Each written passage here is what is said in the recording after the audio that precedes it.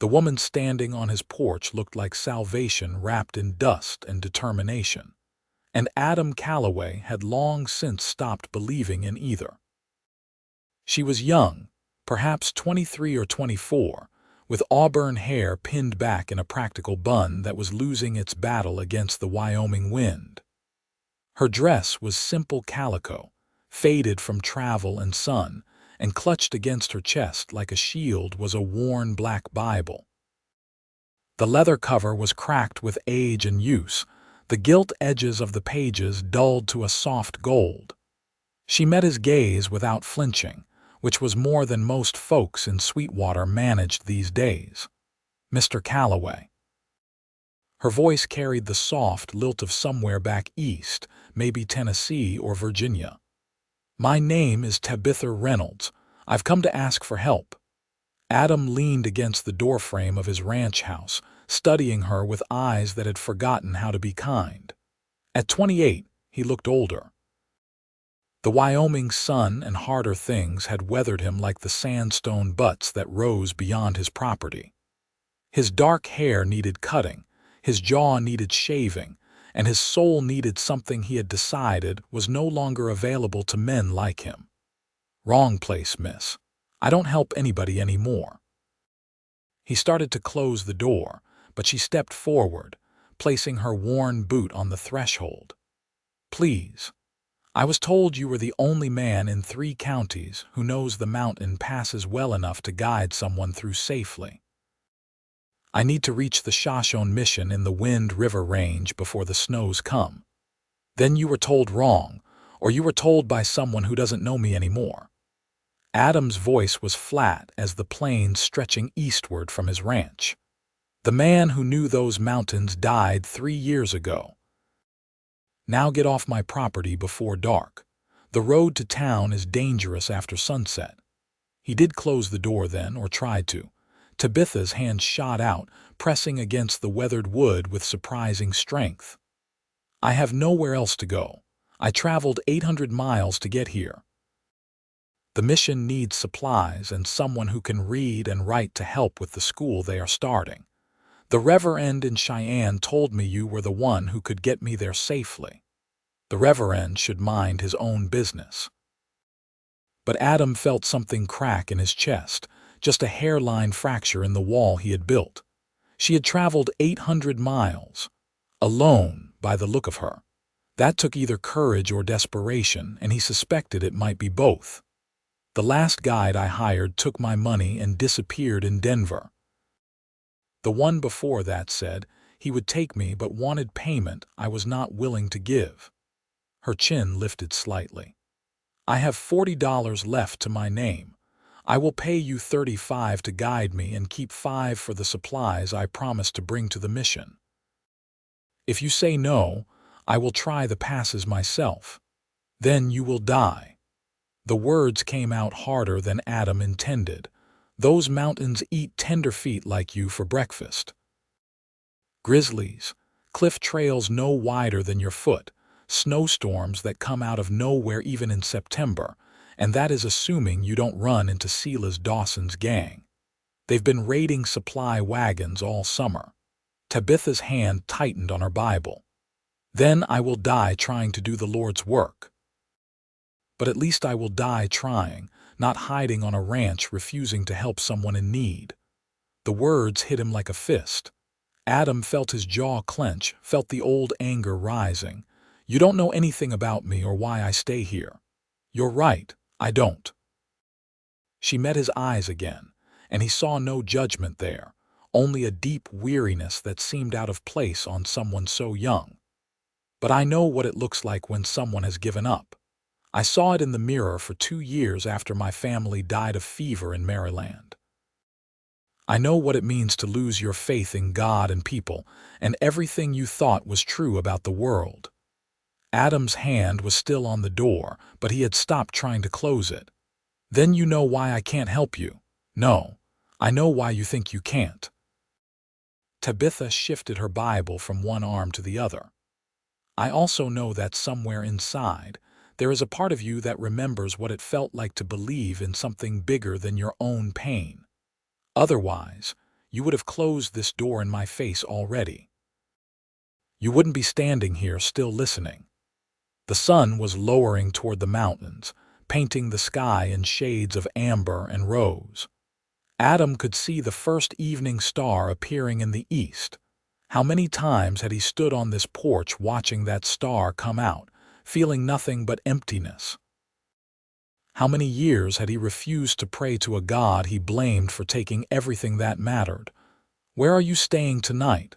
The question came out before he could stop it. "I hadn't gotten that far," Tabitha admitted. "The stage coach dropped me at the edge of your property.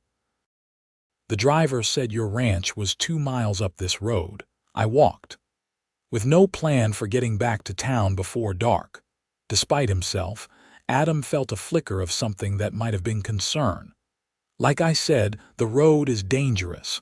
Rattlesnakes come out to take the heat from the stones. Wolves have been spotted near Willow Creek, and Dawson's men ride through here sometimes. Then I suppose I should start walking back immediately." But Tabitha did not move. She looked exhausted, Adam realized. Her face was pale beneath the dust, and there were dark circles under her green eyes. The hem of her dress was torn, and he could see blisters on her hands from where she must have been gripping a carpet bag that was nowhere in sight. "Where is your luggage?" "I had to leave it behind when the stage horses spooked 3 miles back. The driver said we had to lighten the load or risk the wagon overturning. I kept my Bible and my money. Everything else stayed on the road." She said it matter-of-factly, but Adam heard the loss beneath the words. He cursed quietly. Then he cursed again, louder. Then he pushed open the door and stepped aside. "You can stay in the spare room tonight. There is a pump out back for washing, and I will make something for dinner.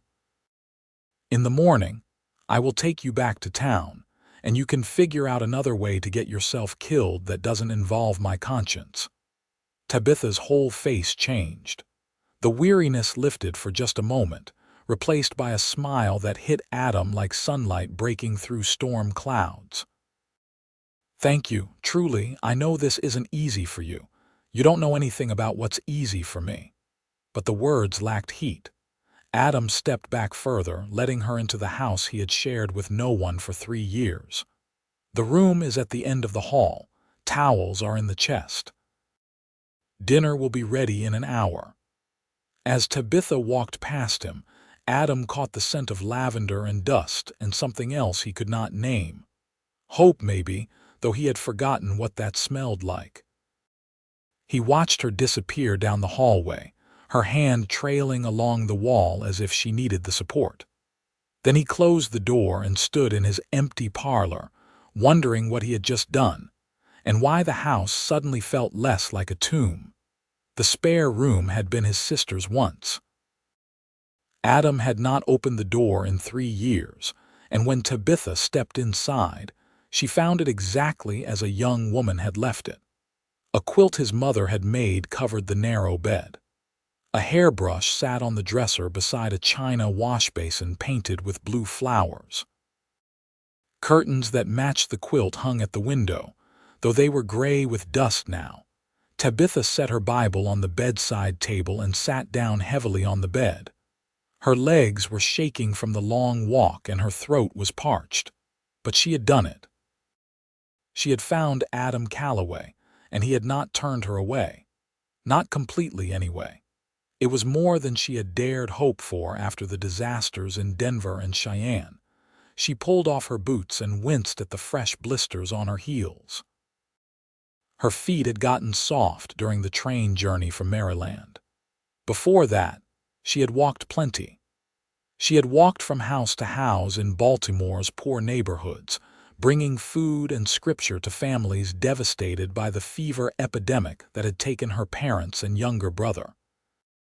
She had walked until her own grief had become unbearable, until the reverend at her church had suggested she might find new purpose on the frontier, where faith was needed as much as medicine. The Wind River Mission served the Shoshone people, providing education and supplies. Tabitha had read about their work and felt called to help. She had sold everything she owned, bought a train ticket west, and discovered that the frontier was far more dangerous and complicated than any newspaper article had suggested. Men looked at a woman traveling alone with a particular kind of hunger that had nothing to do with food. Guides were either incompetent, criminal, or both.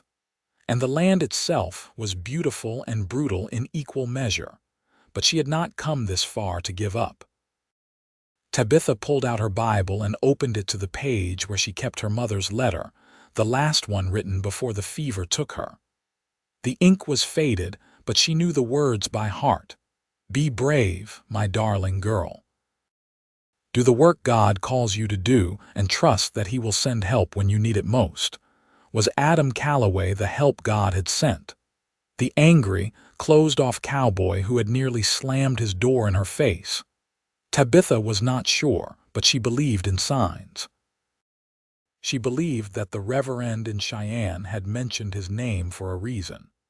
She believed that Adam's final decision to let her stay meant something more than simple hospitality. She closed her eyes and prayed, not for safety or success, though she wanted both. She prayed for the man down the hallway making dinner in a house that felt haunted by loss. She prayed for whatever had broken him to be healed.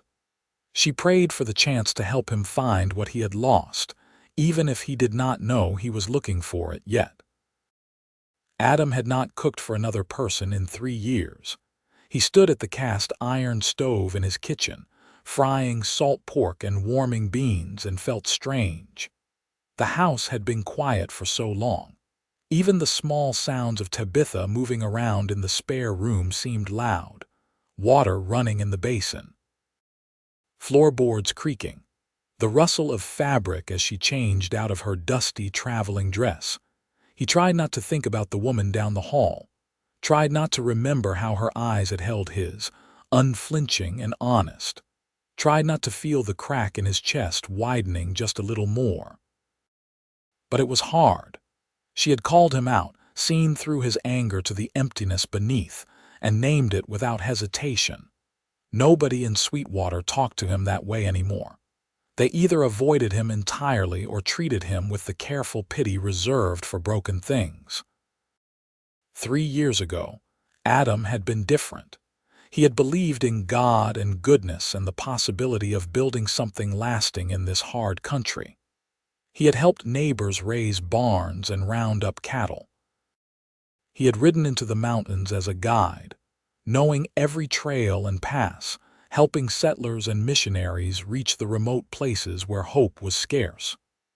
His sister Emma had kept house for him, and they had talked about finding him a wife, maybe starting a family. The future had seemed full of light, then everything had burned down in a single afternoon. Emma had ridden into town for supplies and never come home. Dawson's gang had hit the stage on the Sweetwater Road, robbing the passengers and killing the driver. Emma had tried to run. They had shot her in the back and left her body in the sagebrush for the crows. Adam had found her the next day. He had buried her beside their parents on the hill overlooking the ranch. And he had locked his Bible in a trunk, taken down the cross that hung above the door, and decided that a God who would allow such evil did not deserve his faith. The sheriff had gone after Dawson's gang and come back empty-handed. Justice was as absent as mercy, and Adam had retreated to his ranch to live alone with his bitterness. The salt pork sizzled in the pan, spitting grease. Adam flipped it mechanically, his mind still 3 years in the past. He had guided missionaries to the Wind River Mission himself once. He had known the trails so well he could ride them blindfolded. He had believed he was doing God's work, helping bring education and hope to the Shoshone people who had been pushed onto the reservation. Now the thought of returning to those mountains filled him with something between longing and dread. The passes would be the same, but he would be different. And taking Tabitha Reynolds up into that high country would mean spending days in close quarters with a woman who carried her faith like armor, who looked at him and saw possibilities he had long since abandoned. "It smells wonderful." Tabitha's voice from the doorway made Adam turn. She had washed her face and changed into a simpler dress, blue cotton that brought out the green of her eyes. Her hair was down now, falling in damp waves over her shoulders. She looked younger without the road dust, and far more vulnerable. "It's just salt pork and beans." Adam turned back to the stove, discomfited by the domestic intimacy of the moment. "Nothing special. It smells like the first real meal I've had in 3 days." Tabitha moved into the kitchen, her bare feet silent on the wooden floor. "The stage stations serve food that could be used for boot leather. I think I actually prefer hunger." Despite himself, Adam almost smiled. Almost. "Plates are in that cupboard, forks in the drawer." Tabitha gathered the dishes and set the table while Adam dished up the food. They sat down across from each other in the small dining room, and an awkward silence fell. Tabitha bowed her head to pray, and Adam stared at his plate, feeling like an intruder in his own house. When she finished, she picked up her fork and ate with the focused intensity of someone genuinely hungry. "When did you last eat?" Adam asked. "Yesterday morning. I had some hardtack in my bag, but like I said, I had to leave the bag behind." Tabitha took another bite of beans. "This is honestly delicious. Thank you for your hospitality." "Don't thank me yet. I'm still planning to take you back to town in the morning." "I know." Tabitha met his eyes over the table. "But at least I'm not sleeping on the side of the road being eaten by wolves." "That's something to be grateful for." Adam grunted and focused on his own food, but he found himself watching her between bites, noticing things he did not want to notice. The way she savored each mouthful as if it were a feast, the strength in her hands despite the blisters. The quiet determination in her face that suggested she meant every word about trying the mountain passes alone if he refused to help. "Why the Wind River Mission?" he asked finally. "There are plenty of places that need help closer to Maryland." Tabitha set down her fork. "After my family died, I volunteered with the churches in Baltimore. We helped the sick, brought food to the poor, tried to keep the fever from spreading. But everywhere I went, I saw the same thing: hopelessness, despair, people dying without comfort or care. And I realized that I was becoming hopeless too. I was going through the motions of service without feeling anything but emptiness." Adam knew that feeling, knew it like a second skin. "Then I read about the mission work out west," Tabitha continued. "About people who were choosing to go to hard places, to serve communities that had been broken by war and disease and displacement. And I thought, maybe that's what I need. To go somewhere so far from everything I've lost that I can finally find myself again. Does that make sense?" More than I wanted to. The admission surprised Adam. He stood abruptly, collecting his empty plate. "I'll wash up. You should rest. Morning comes early and the ride back to town is 2 hours." But Tabitha was not ready to let the conversation end. "What happened to you, Adam? Who did you lose?" His hands froze on the plate. "That's none of your business. You're right. It's not." Tabitha's voice was gentle. "But I recognize the way you live here, alone in a house too big for one person. The way you talk about God as if he's betrayed you personally. I lived that way for 2 years. I know what that particular kind of anger feels like." Adam set the plate down carefully before he broke it.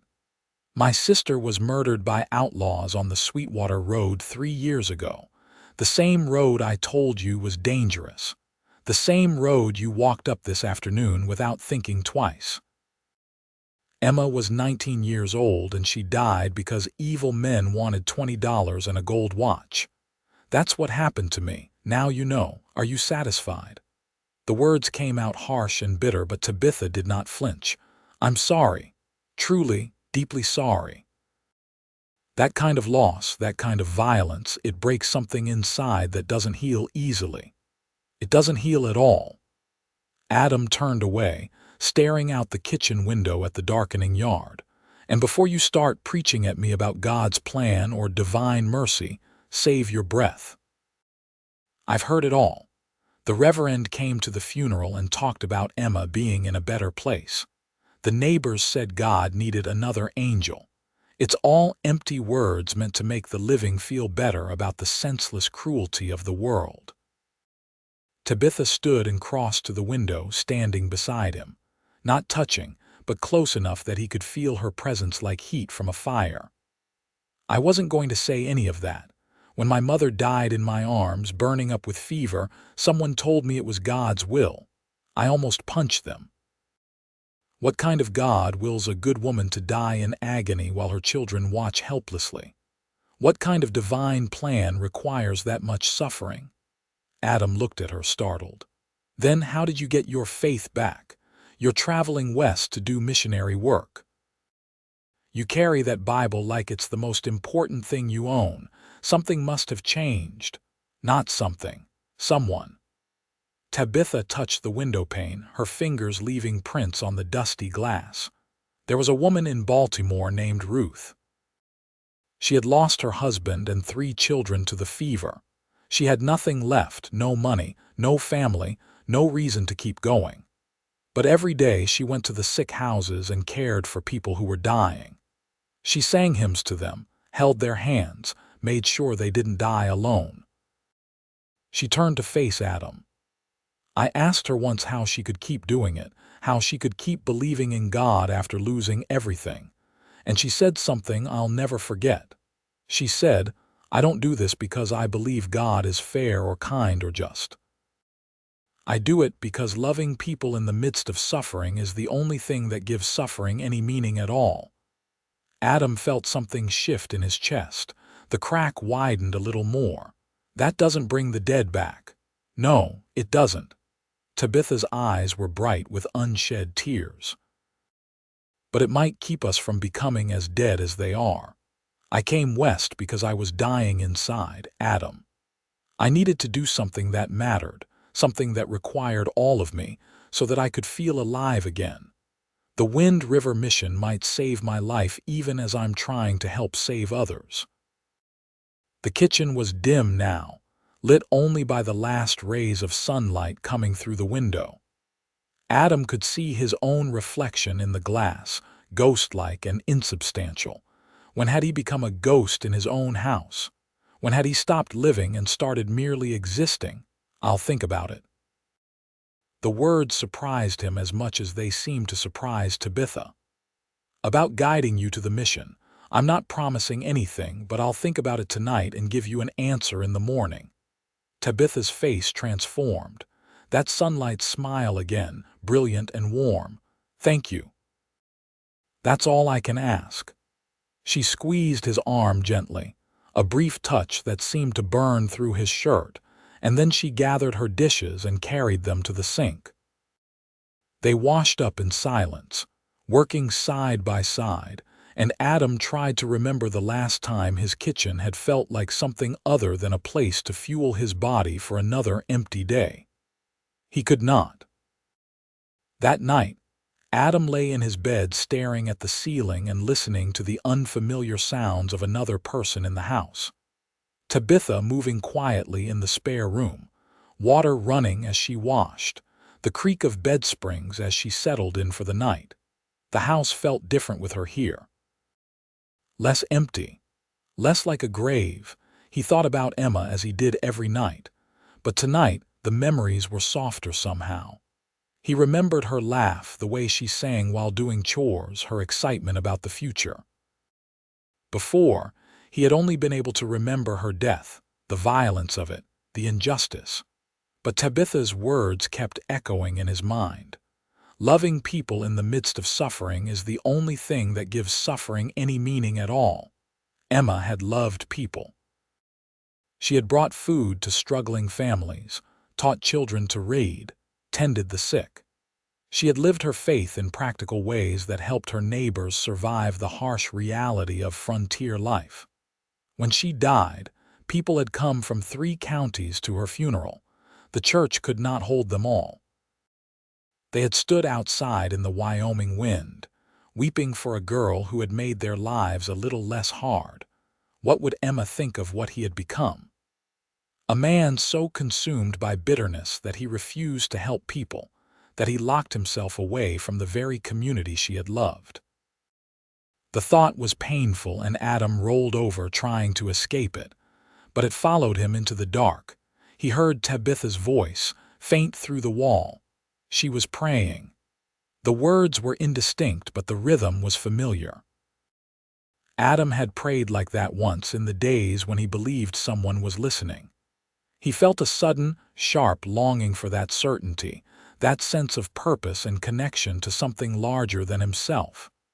But it was gone, lost the day he buried his sister on the hill. Or was it? Tabitha had found her way back to faith after losses that sounded as devastating as his own. Ruth, the woman she spoke of, had kept going after even more terrible tragedy. Were they stronger than him? Braver? Or did they simply know something he had forgotten? Adam got out of bed and crossed to the window. The night was clear, the stars brilliant in the black sky. He could see the dark outline of the mountains to the west, the Wind River Range where he had guided missionaries and settlers and families seeking new lives. He knew every trail, every pass, every dangerous crossing. The knowledge was still there, locked away with his faith and his hope and everything else he had buried 3 years ago. Could he do it? Could he take Tabitha Reynolds up into those mountains, spend days in the company of a woman whose faith might be a mirror showing him everything he had lost? The thought terrified him. But the alternative, putting her on the road back to town and watching her ride away to try the passes alone, that terrified him more.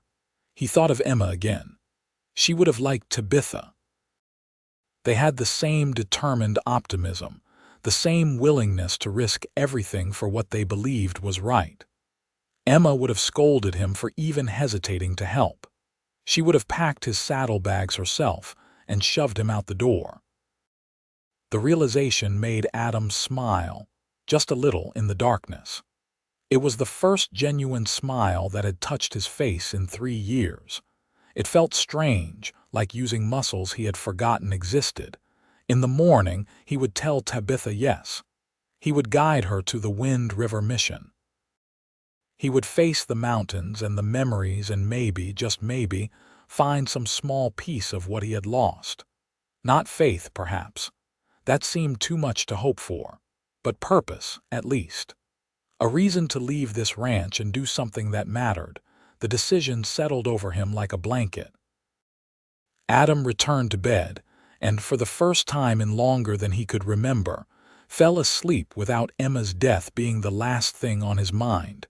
Tabitha woke to the smell of coffee and frying bacon. For a moment, she was disoriented, unsure where she was. Then memory returned, and she sat up quickly, her heart pounding with hope. The morning sunlight streamed through the dusty curtains, painting golden squares on the floor. She had slept deeply, the first real rest she had gotten since leaving Maryland. She dressed quickly in her traveling clothes, pinned up her hair, and carried her Bible with her to the kitchen. Adam was at the stove, his back to her, and he had clearly been up for a while. His hair was damp from washing, and he had shaved, revealing a strong jawline and features that would have been handsome without the hardness in them. Morning. He glanced over his shoulder. Coffee's ready. Food will be done in a minute. Good morning. Tabitha poured herself a cup of coffee and cradled it in both hands, savoring the warmth. Thank you again for letting me stay. I slept better than I have in weeks. The bed belonged to my sister. Adam's voice was neutral, but Tabitha heard the tightness beneath the words. I'm glad it was comfortable. They ate breakfast in the same awkward silence as dinner, but this time Tabitha felt the weight of anticipation pressing down on her. Was Adam going to help her or send her away? She could not read his expression, could not guess what he had decided during the long night. So she focused on her food and prayed silently, trusting that whatever happened was meant to be. Finally, Adam pushed his plate away and looked at her directly. "I'll take you to the mission. We leave the day after tomorrow. That gives us time to gather supplies and make sure you have proper clothing for the mountains. It gets cold up there, even in September." Tabitha felt joy flood through her so intensely she had to blink back tears. Thank you so much. I promise I'll be as little trouble as possible. I can ride, I can cook over a campfire, and I'm stronger than I look. You'll need to be." Adam's expression was serious. "The trip will take 5 days if the weather holds. We'll be camping rough, riding long hours, crossing terrain that's dangerous even for experienced travelers. If you slow me down or cause problems, people could get hurt, including you. I need to know you understand that." "I understand." Tabitha met his gaze steadily. "I didn't come this far to fail because I wasn't tough enough. Whatever it takes, I'll do it." Adam studied her for a long moment, and Tabitha had the sense she was being weighed and measured. Finally, he nodded. "We'll ride into town this morning. I'll introduce you to the general store owner. Mabel Carson is a good woman and she'll help you find what you need. Warm clothes, a proper bedroll, sturdy boots. I'll handle the food supplies and ammunition." "Ammunition?" Tabitha's voice was steadier than she felt. "Are we expecting trouble in the mountains? Always." Adam stood and began clearing the dishes. "Grizzlies, wolves, mountain lions, and Dawson's gang has been seen near the passes.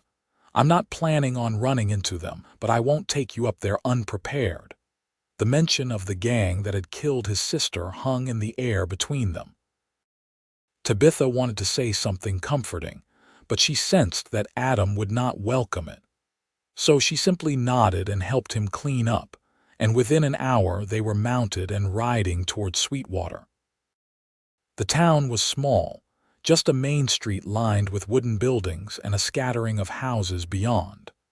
The sign at the edge of town read Sweetwater, Wyoming Territory, population 287. Tabitha had passed through on the stage, but she had not gotten a good look. Now, in the bright morning sun, she could see the church steeple rising at the far end of the street, the schoolhouse beside it, and the saloon directly opposite, as if the town could not decide which direction it wanted to lean. Adam rode straight to the general store and dismounted, tying his horse to the hitching post. Tabitha did the same, conscious of the stares they were attracting. A woman riding into town with Adam Calloway was apparently newsworthy. People stopped on the wooden sidewalks to watch.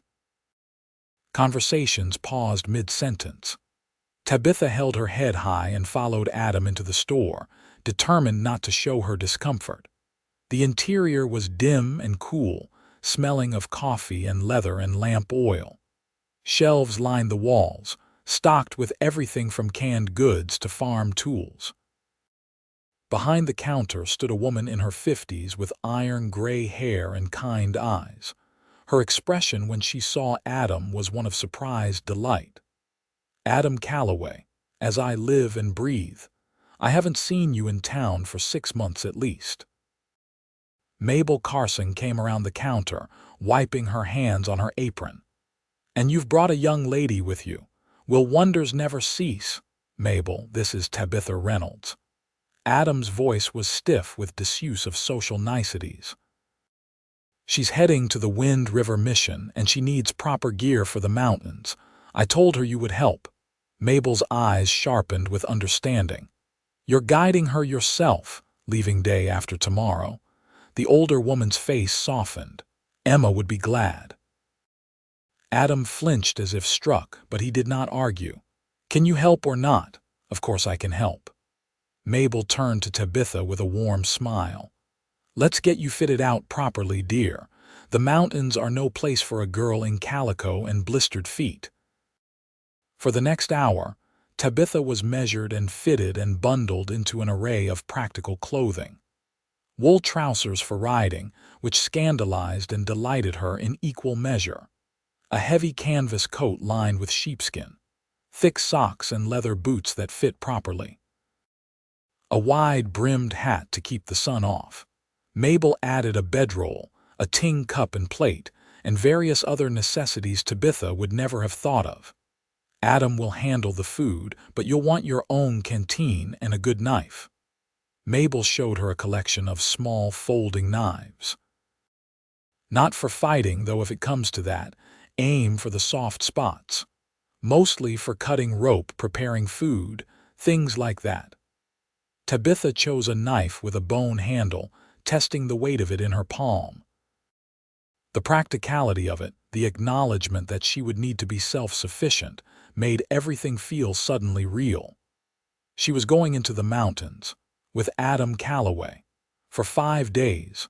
When everything was selected and packed, Tabitha pulled out her small purse and counted her money carefully.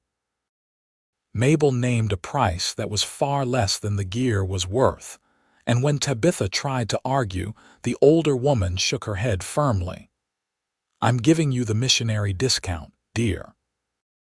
And besides, anyone brave enough to get Adam Calloway back on a horse and heading into the mountains deserves a bargain." Mabel glanced toward the front of the store where Adam was loading supplies onto his horse. "That man has been dying slowly for 3 years. Emma's death broke something in him that I wasn't sure could be fixed. But here he is, preparing to guide you to the mission. That's a miracle if I ever saw one." Tabitha followed her gaze. Adam was working with efficient, economical movements, tying down packs, checking straps. He looked competent and contained, but Tabitha could see the tension in his shoulders, the tightness around his mouth. This was costing him something, agreeing to help her. She understood that. "I'll take good care of him," Tabitha said quietly. "Or rather, I'll try not to make things harder than they need to be." Mabel patted her hand. "Just be yourself, dear. Sometimes that's all another person needs to remember they are still alive." They left Sweetwater an hour later, Tabitha's new gear distributed between her saddlebags and Adam's pack horse. The ride back to the ranch was quiet, but it was a different kind of silence than before. More comfortable, as if they had reached some kind of understanding. Tabitha used the time to observe the landscape, trying to memorize landmarks and distances. The sagebrush plains, the cottonwoods along Willow Creek, the gradually rising ground as they approached Adam's property. The ranch itself was beautiful in a stark way. The house was sturdy logs chinked with mud, the barn larger and well-maintained. Corrals held a dozen horses, and Tabitha could see cattle grazing on the hills beyond. Adam had clearly been working the land despite his isolation. The place showed signs of care, even if its owner was less well-tended. That afternoon, Adam taught Tabitha how to pack a horse properly, how to distribute weight evenly, how to tie the diamond hitch that would keep supplies secure over rough terrain. He was a patient teacher, demonstrating each step and then watching as she repeated it, correcting her mistakes without criticism. Tabitha found herself enjoying the work, the practical challenge of it. "You're a quick learner," Adam allowed as they finished packing the third horse. "That'll help in the mountains. I had good teachers growing up." Tabitha wiped sweat from her forehead. "My father believed girls should know how to do everything boys could do. He taught me to ride, shoot, even help with building repairs. My mother wasn't always pleased, but she couldn't argue with the results when I was the one who fixed the barn roof before winter." Adam almost smiled. "Almost. Your father sounds like a practical man. He was, and kind, and taken from us too soon." Tabitha felt the familiar ache of loss.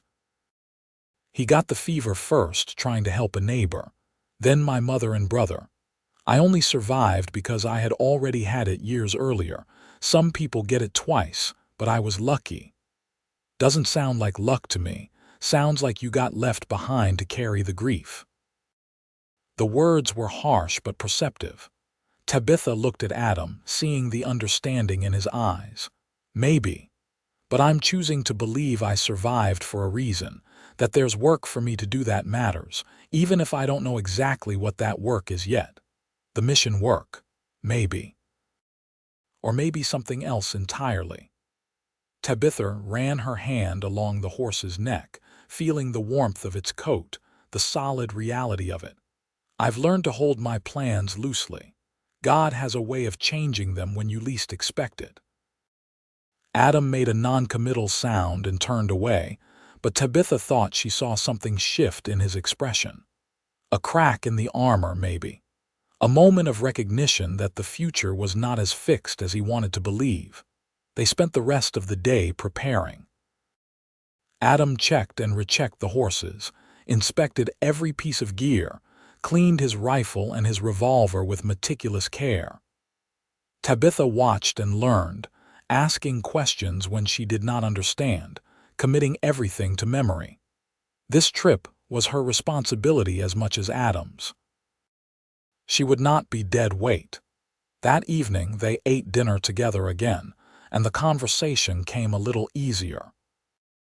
Tabitha told stories about Baltimore, about the people she had helped during the fever epidemic, about the strange beauty of a city in crisis, everyone pulling together or falling apart. Adam listened more than he talked, but occasionally he would offer a comment or ask a question, and Tabitha realized he was genuinely interested. "What made you leave?" he asked finally. "It sounds like there was still work to do in Baltimore." "There was. There always will be." Tabitha set down her fork. "But I was disappearing into it. I worked 18-hour days, slept 4 hours a night, forgot to eat. I was running from my grief by drowning in other people's suffering." Ruth, the woman I told you about, she noticed. "She sat me down one day and said, 'Child, you can't save anyone if you don't save yourself first.' So you came west to save yourself, to find myself. I'm not sure it's the same thing." Tabitha smiled. "But I figured if I was going to fall apart, I might as well do it somewhere beautiful." The mountains seemed like a good place for that. Adam was quiet for a long moment. "They are beautiful. Dangerous, but beautiful. When you're up there above the tree line where you can see for 100 miles in every direction, it's like being closer to heaven. Or at least what I thought heaven was supposed to be like." It was the most he had said about his feelings, and Tabitha did not want to break the spell. She waited, hoping he would continue. "I used to think the mountains were proof of God's existence," Adam said quietly. "Something that magnificent, that perfectly made, couldn't be an accident. But then Emma died, and I wondered what kind of God creates beauty and horror in the same breath. I still don't have an answer to that." "Neither do I," Tabitha admitted. "I don't think we're supposed to. I think we're supposed to live in the tension between the two and choose which one we're going to serve. The beauty or the horror, the love or the hate, every day is a choice." Adam met her eyes across the table. "And you choose beauty." "I try to. I don't always succeed." Tabitha felt the weight of his gaze, the intensity of it. "But I keep trying. That's all any of us can do." The moment stretched between them, fragile and important. Then Adam stood, breaking it, and began clearing the dishes. But his movements were less brusque than before, and when Tabitha joined him at the sink, he did not move away. They washed up in silence, and Tabitha felt the strangest sense of peace. She was here in Wyoming, in a ranch house with a broken, angry man who had somehow agreed to help her. Tomorrow they would prepare. The day after, they would ride into the mountains. What happened after that was a mystery, but Tabitha was learning to be comfortable with mystery. It was, after all, another word for faith. That night, she prayed for safe passage, for good weather, for the success of her mission. but mostly she prayed for Adam, that somewhere in the journey ahead he would find a piece of what he had lost.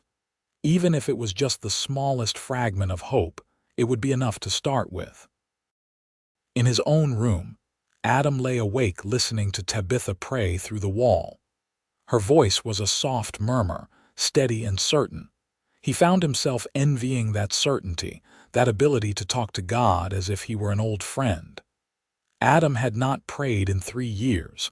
He was not even sure he remembered how.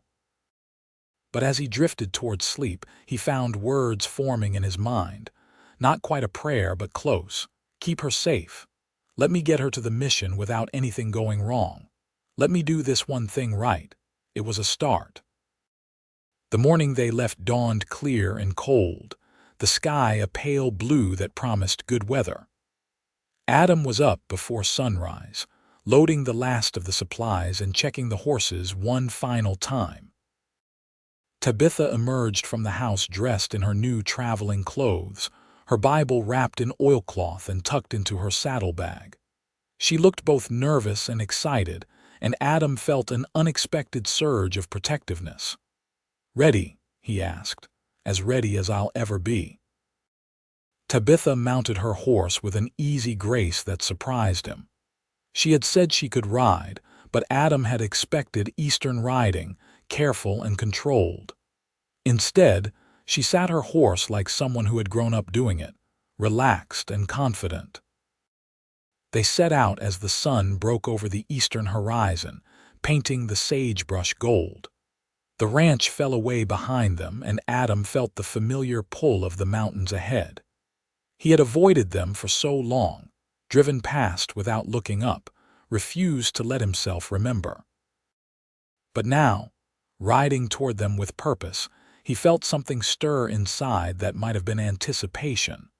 The first day's ride was easy, following well-traveled trails through the foothills. They stopped at noon to water the horses and eat cold biscuits and jerky. Tabitha was holding up well, not complaining about the long hours in the saddle or the rough terrain. She rode in silence mostly, observing everything with those keen green eyes, occasionally asking questions about the plants or animals they passed. "What are those?"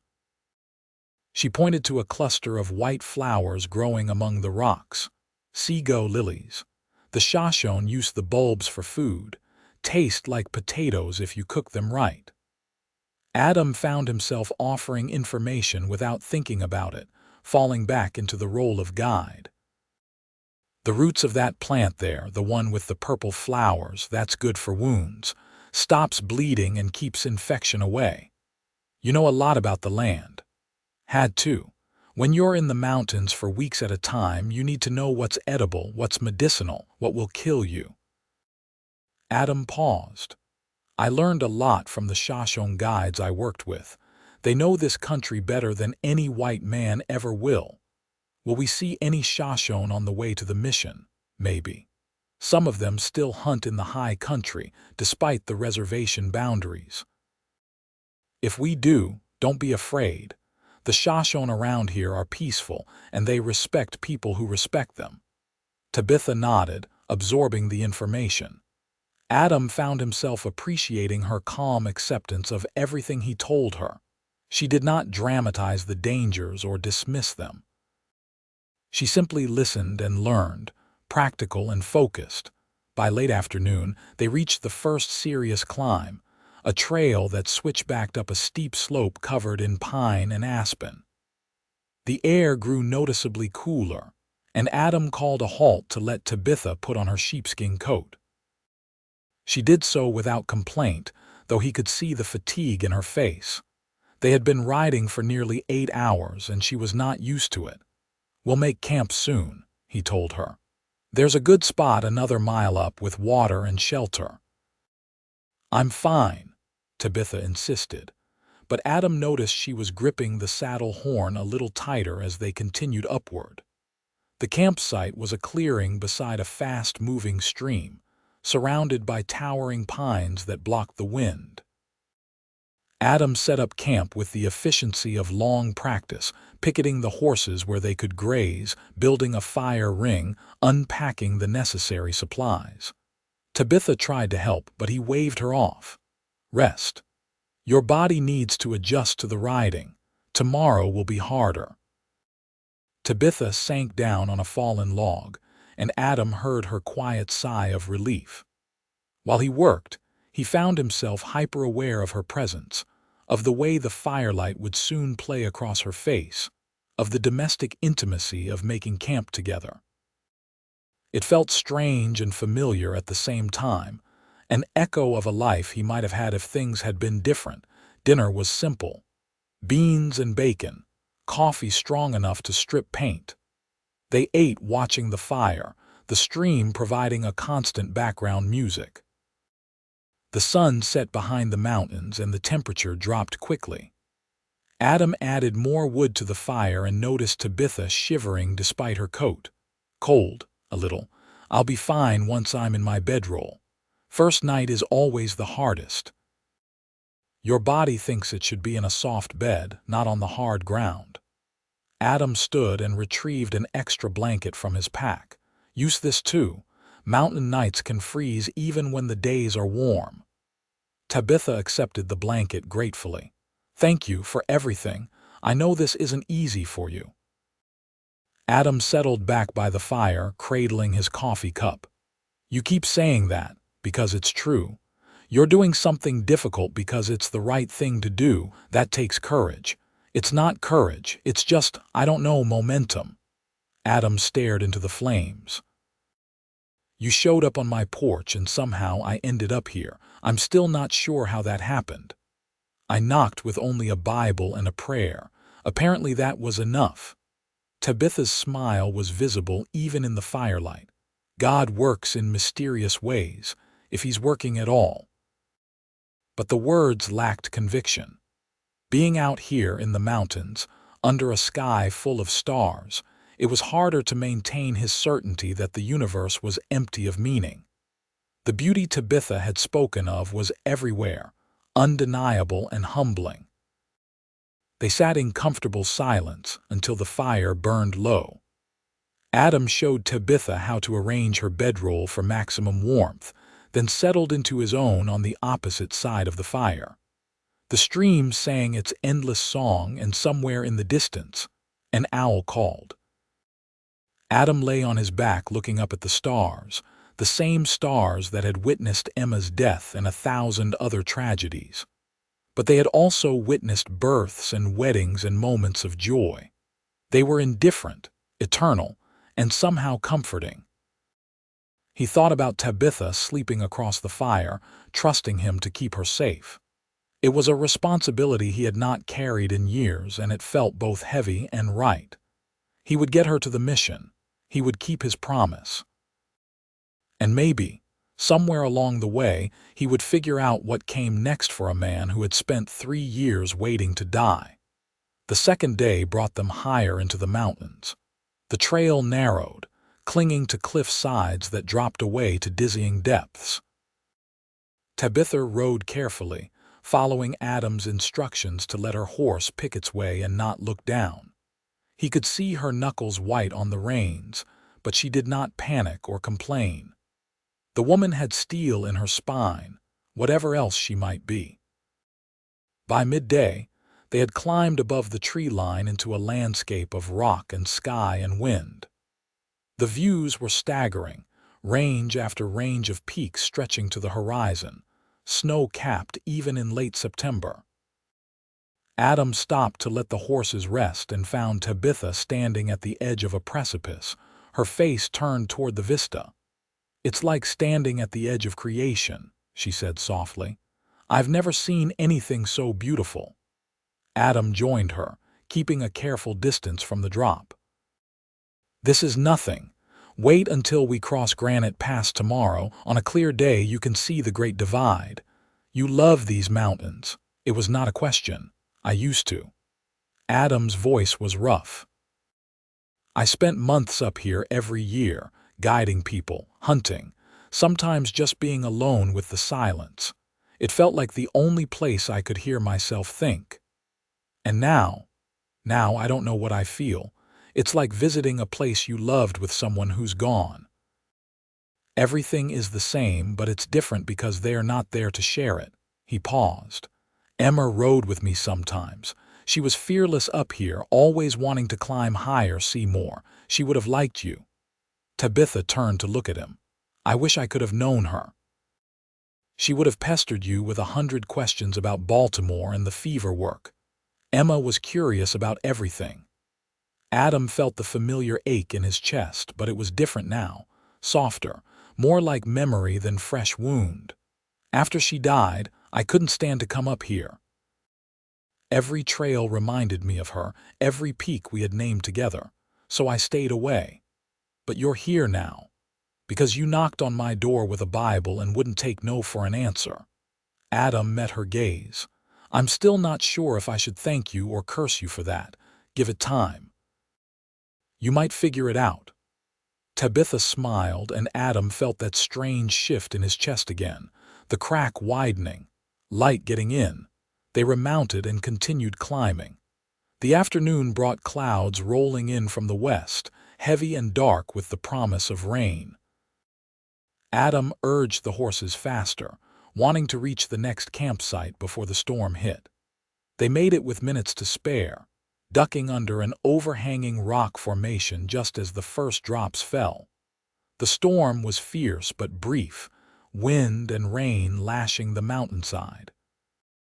Adam and Tabitha huddled in their shelter with the horses, watching water cascade off the rocks. When it passed, the world was washed clean, the air so clear it seemed you could see forever. A rainbow arced across the valley below, impossibly vivid against the dark clouds. Now that is proof of something, Tabitha said, her voice full of wonder. I don't care if it's just light refracted through water droplets, it's still a miracle. Adam wanted to argue, but he could not. The rainbow was beautiful, and beauty was its own kind of truth. He turned away before she could see the expression on his face, busying himself with setting up camp. But he felt different, changed, as if the storm had washed away some of the bitterness that had calcified around his heart. That night, sitting by the fire with the smell of rain still fresh in the air, Tabitha asked him about the mission. Have you been there before? Half a dozen times. The missionaries are good people. A couple named John and Sarah Peters and an older man who teaches, Brother William.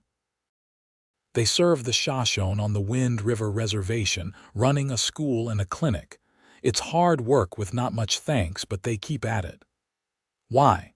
What keeps them going? Adam shrugged. You'd have to ask them.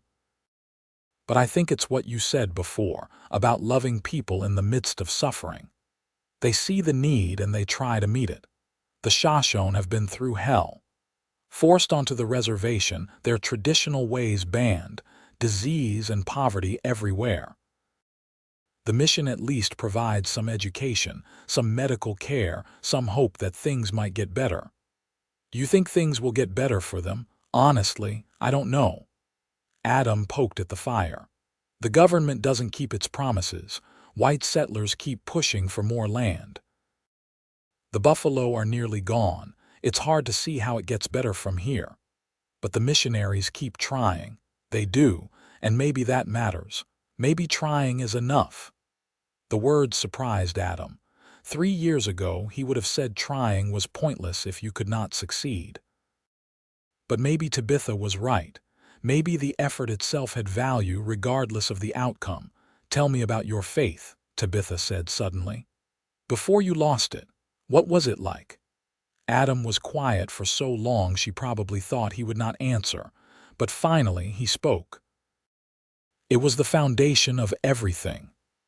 My parents raised us in the church, taught us that God had a plan, that if we lived right and worked hard, we would be blessed. I believed it completely. When I guided missionaries into these mountains, I thought I was doing holy work, helping spread the gospel to people who needed it. He paused, remembering. Emma and I used to read the Bible together on Sunday mornings. She had questions about everything, wanted to understand every parable, every miracle. We would argue about interpretations, what this verse meant or that commandment. I don't know, it was good. It made me think about things I might not have otherwise. What changed after she died? Everything. Nothing. Adam struggled to find words. The God I believed in wouldn't have let Emma die like that, but she did die. So either God didn't exist, or he didn't care, or he was powerless to stop it. Any way you look at it, my faith didn't survive the conclusion. What if there's another way to look at it? Tabitha's voice was gentle. What if God grieves with us? What if he's not up there orchestrating every tragedy, but rather standing beside us in them, giving us the strength to survive? That's a nice thought. But it doesn't bring Emma back. No. It doesn't. Tabitha pulled her blanket tighter around her shoulders. But maybe faith isn't about getting what we want.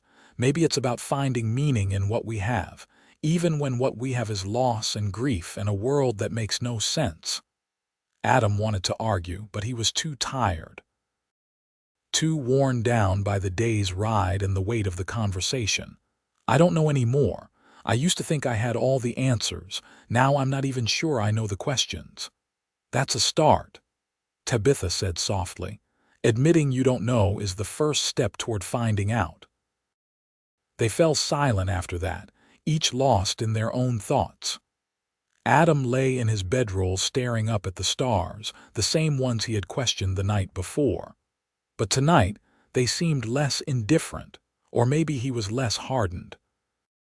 Either way, something was shifting inside him, glacial and inevitable. Tabitha Reynolds had knocked on his door with only a Bible, and somehow she was breaking through walls he had thought were permanent. The third day was the hardest. They crossed Granite Pass, a narrow trail that wound between towering peaks with sheer drops on both sides. The wind howled constantly, threatening to blow them off the path. Adam led the way, testing each step, calling warnings back to Tabitha. She followed with grim determination, her face pale but focused. Halfway across, one of the pack horses spooked at a falling rock and nearly bolted. Adam caught the lead rope just in time, holding the panicked animal steady while Tabitha dismounted and helped calm it. Her hands were shaking, but her voice was soothing, and the horse settled. Adam found himself impressed yet again by her courage and competence. "You've got a gift with animals," he said when they were moving again. "My father kept horses. I learned young." Tabitha remounted carefully. "Though I'll admit this is testing my nerve more than anything back home ever did." "You're doing fine. Better than fine." Adam meant it. Most first-timers would have been paralyzed with fear by now. "Another hour and we'll be through the worst of it." The promise kept them moving. When they finally descended into a sheltered valley on the far side of the pass, both of them were exhausted but triumphant. They had crossed Granite Pass. The hardest part of the journey was behind them. That night's camp felt almost festive. The danger passed, their accomplishment real. Adam and Tabitha relaxed in a way they had not before. Adam even told a few stories about his early days as a guide, the mistakes he had made, the close calls. Tabitha laughed at his descriptions of city folk trying to cope with the wilderness, and the sound of her laughter did something to Adam's battered heart. It reminded him that joy was still possible, even here, even now. "Thank you," Tabitha said, as the fire burned low. "For getting me through today. I was terrified, but knowing you were there made it bearable. You didn't need me. You would have made it either way." Adam believed it. "You're stronger than you think." Maybe, or maybe we're both stronger than we think because we're not doing it alone. She smiled at him across the fire. "I'm glad you agreed to help me, Adam, not just because I needed a guide, because I think maybe you needed this too, needed to remember who you were before grief took over." Adam wanted to deny it, but he could not. She was right. He felt different up here, more alive than he had been in 3 years. The mountains were calling back parts of himself he thought were dead. And Tabitha, with her persistent faith and her courage and her refusal to let him hide, she was part of that awakening. "I don't know who I am anymore," he admitted quietly. "The man I was died with, Emma. I haven't figured out who comes after." "Then maybe this is where you start figuring it out." Tabitha stood, preparing to turn in for the night. "We have 2 more days in the mountains." That's enough time for a lot of things to change. She was right about that too. The 4th day brought them down into forested valleys, following streams that would eventually feed into the Wind River. The riding was easier, but Adam found his thoughts more turbulent. They would reach the mission tomorrow.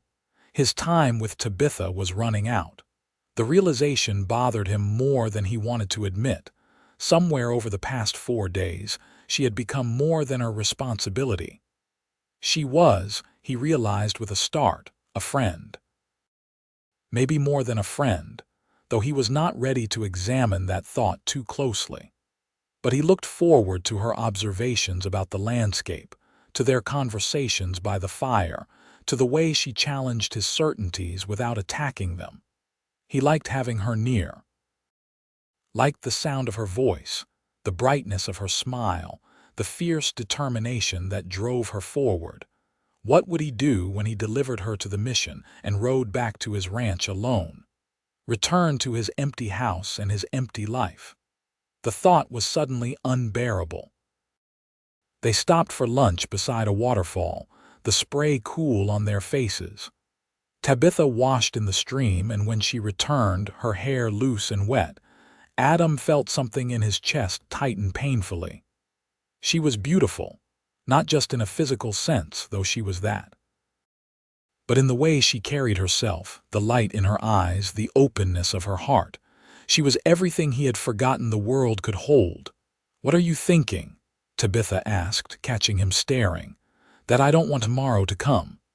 The words were out before Adam could stop them. Tabitha went still. "Why not?" "Because tomorrow I leave you at the mission and ride back alone. Because in 4 days you've made me feel things I thought I would never feel again. Because I'm a fool." Adam stood abruptly, turning away. "Forget I said anything." But Tabitha crossed to him, placing her hand on his arm. "Adam, look at me," he did reluctantly. Her green eyes were serious, searching his face. "I don't want tomorrow to come either," she said quietly. "These 4 days with you they've been more than I expected." "You've been more than I expected. I came west to find myself, but I think maybe I found something else too." "What?" Adam's voice was rough with emotion he could not control. "Someone who understands what it means to lose everything and keep going. Someone who's brave enough to try again even when trying seems pointless. Someone I could, if circumstances were different, someone I could love." The last words came out in a rush, as if Tabitha was afraid to say them. Adam felt the world tilt. "Circumstances? You live on a ranch." "I'm going to work at a mission. You've lost your faith. I'm trying to serve God. It doesn't exactly seem workable." But Tabitha's eyes were hopeful, betraying her words. "What if I told you I think I'm finding my faith again?" Adam took her hand, holding it carefully as if it might break. "What if these 4 days in the mountains have reminded me that beauty exists, that courage exists, that love might still be possible? What if you're the reason for all of that?" Tabitha's breath caught. "Are you saying?" "I'm saying I don't want to leave you at the mission. I'm saying I want to figure out a way to make this work. I'm saying I think I might be falling in love with you, Tabitha Reynolds, and that terrifies me more than any mountain pass ever could." For a moment, Tabitha just stared at him. Then she stepped closer, closing the distance between them. "I'm falling in love with you too. I have been since you let me stay that first night, even when you wanted to send me away. I saw your kindness fighting with your pain, and I wanted to help you win that battle." Adam pulled her into his arms, holding her as if she were precious, as if she were the answer to prayers he had stopped saying. She fit against him perfectly, her head tucked under his chin, her arms around his waist. They stood there by the waterfall, wrapped in each other, and Adam felt something fundamental shift in his soul. The crack in his chest became a door and light poured through. "We'll figure it out," he murmured into her hair. "Somehow. I'll ride you to the mission tomorrow, but I'm coming back to visit. And when you're ready, when you've done what you came here to do, maybe you'll consider building a life with a half-broken cowboy who's just learning to hope again." "You're not half-broken." Tabitha pulled back to look up at him. "You're healing. There's a difference." Adam kissed her then, gentle and careful as if sealing a promise. Tabitha responded with a warmth that made his heart race. The kiss was brief, appropriate for two people who had known each other less than a week. But it held the promise of more, of a future neither of them had imagined when she first knocked on his door. When they parted, both of them were smiling. "We should probably keep riding," Tabitha said, though she made no move to step away. "Probably." Adam did not want to let her go. "The mission will wonder what happened to us if we're late." "Let them wonder." Tabitha laughed and pushed lightly against his chest. "Come on, cowboy, we have one more night in the mountains. Let's make it count." They rode through the afternoon in a state of quiet joy. Everything changed and nothing changed. The trail was the same, the horses were the same, the mountains were the same. But Adam and Tabitha were different, bound now by something more than a contract to guide and be guided. They were bound by possibility, by the fragile beginning of love. That night's camp was their last in the high country. Tomorrow they would descend into the Wind River Valley and reach the mission by afternoon. So they sat by the fire longer, talking about everything and nothing. Adam told her about his childhood, his parents who had homesteaded the ranch, his dreams of raising cattle and horses and maybe a family. Tabitha told him about her work in Baltimore, the people she had helped, the ones she had lost, the slow, painful process of rebuilding her faith from ruins. "Ruth, the woman I told you about, she said something else I've never forgotten," Tabitha said, staring into the flames. "She said that grief is just love with nowhere to go. After someone dies, all that love you felt for them is still there, but there's no one to receive it, so it turns into pain." That sounds about right. Adam had felt exactly that for 3 years. But she also said that eventually, if you're brave enough, you can redirect that love. Not forget the person you lost, but honor them by loving others with the same intensity, by letting your grief transform into compassion. Tabitha looked at him. "I think that's what we're both doing, learning to love again." Adam reached across the fire and took her hand. "I think you're right." They sat like that until the fire died to embers, hands clasped, watching the stars wheel overhead. Adam felt at peace in a way he had not since before Emma's death.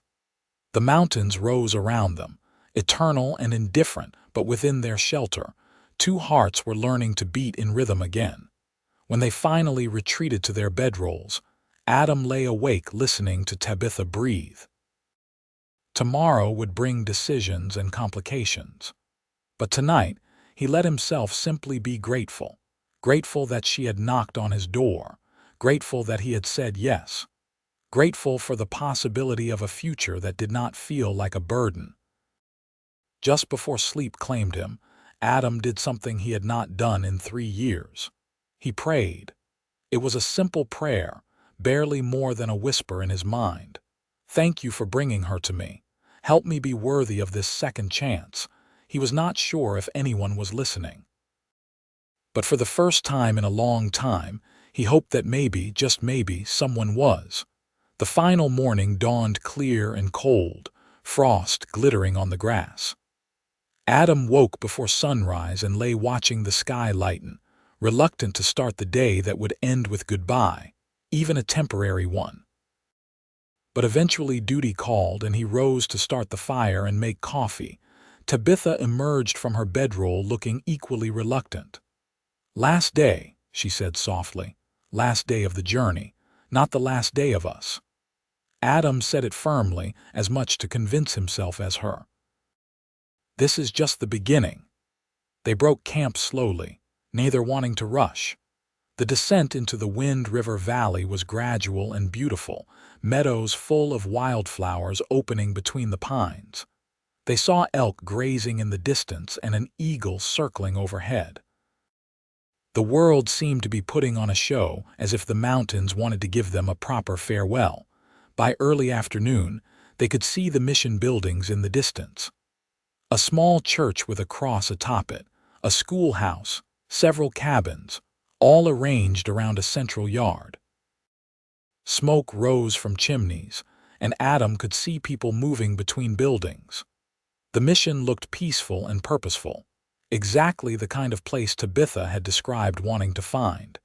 As they rode into the yard, a man emerged from the largest cabin. He was perhaps 50, with a kind face and silver-threaded hair. His smile was genuine as he approached. "Welcome. You must be Miss Reynolds. The Reverend in Cheyenne sent word you might be coming." "Brother William."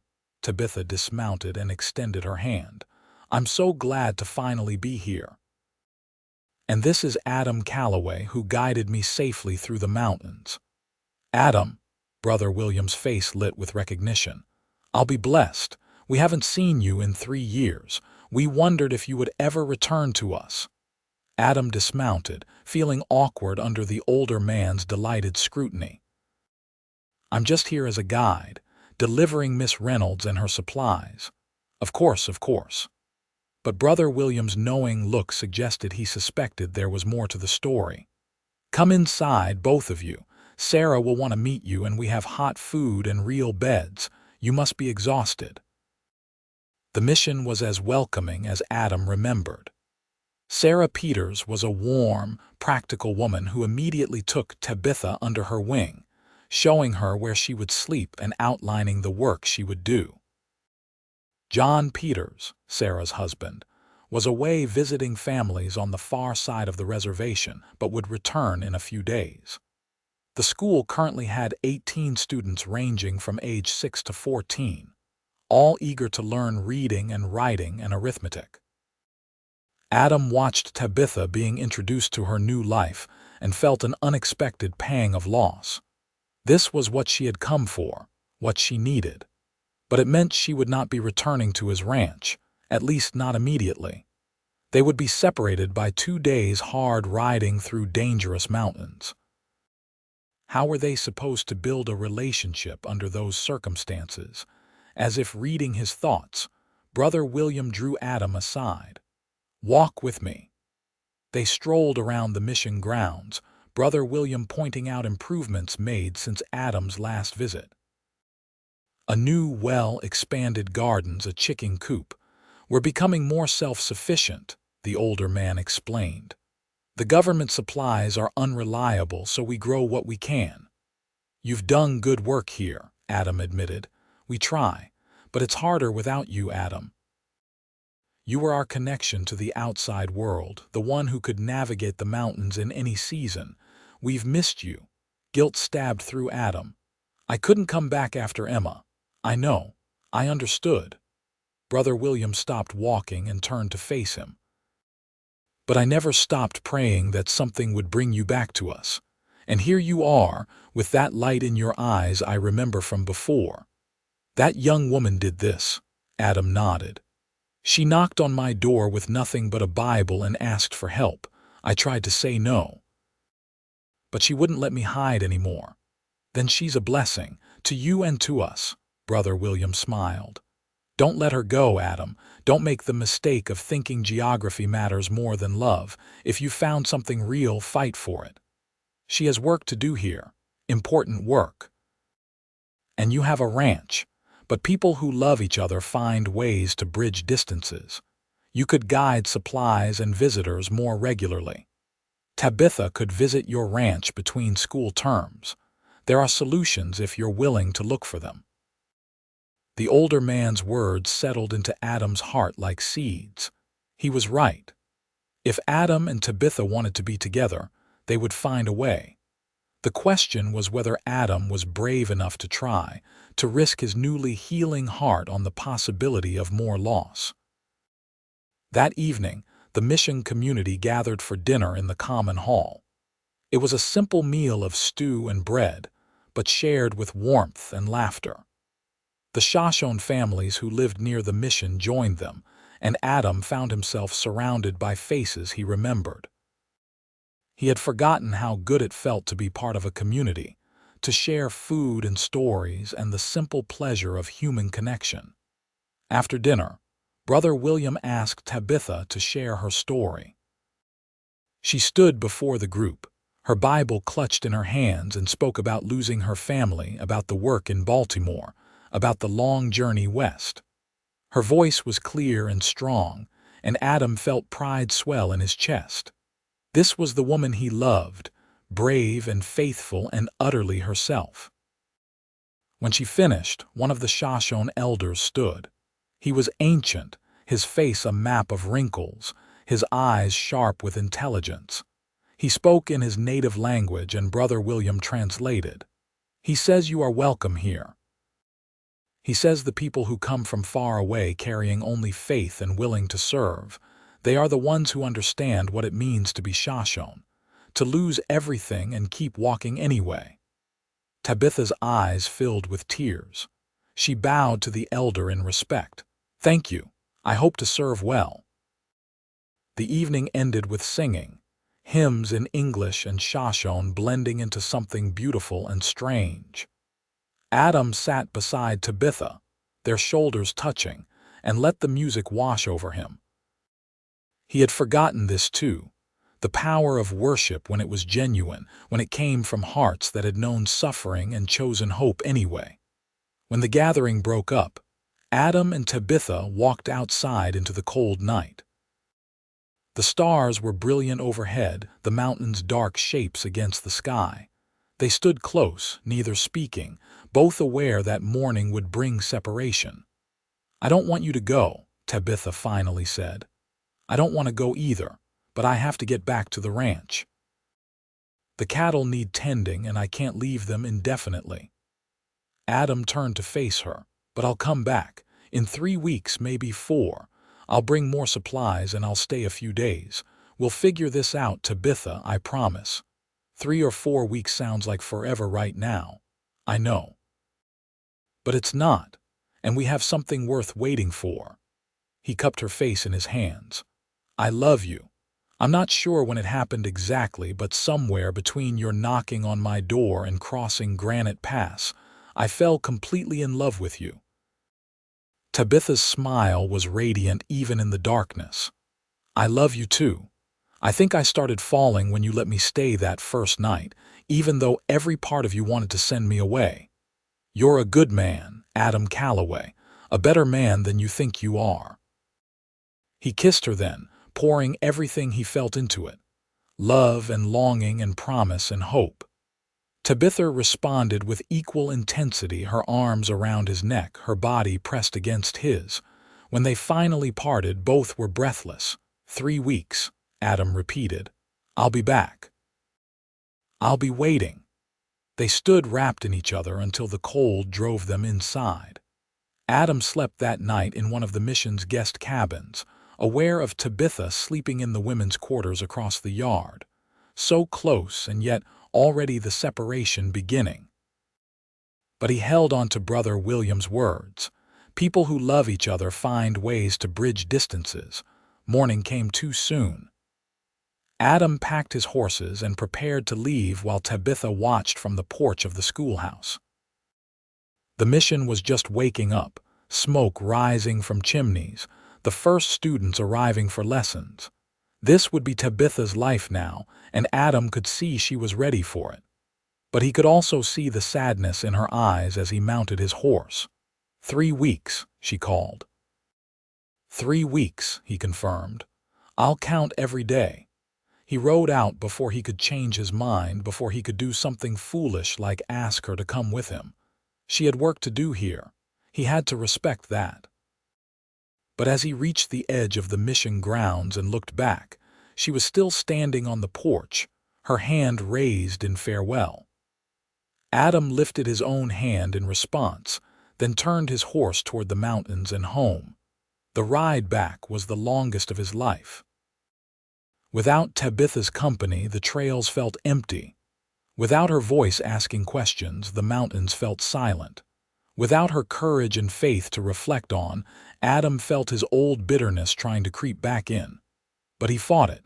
He had promised her 3 weeks. He had promised himself a second chance. He would not waste it. When he finally reached his ranch 5 days later, the house looked different.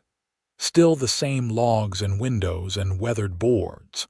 But now it felt less like a tomb and more like a place that could be a home again. Adam unsaddled his horses, tended them carefully, and then stood in his yard looking at the mountains where Tabitha was. 2 days' ride. He could do it in a day and a half if he pushed hard. The distance was crossable. Inside, he unpacked and cleaned up and tried to settle back into his routines.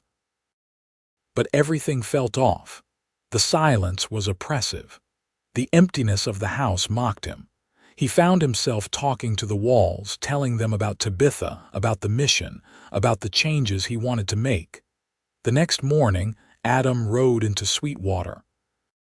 Mabel Carson looked up from her counter with a knowing smile. "Welcome back. Did Miss Reynolds make it safely to the mission?" "She did." Adam could not help his own smile.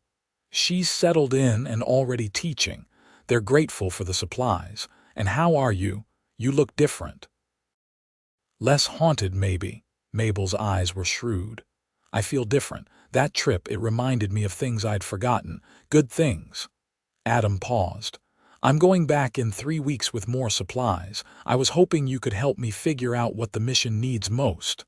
"Of course." "And Adam." Mabel waited until he met her eyes. "I'm glad.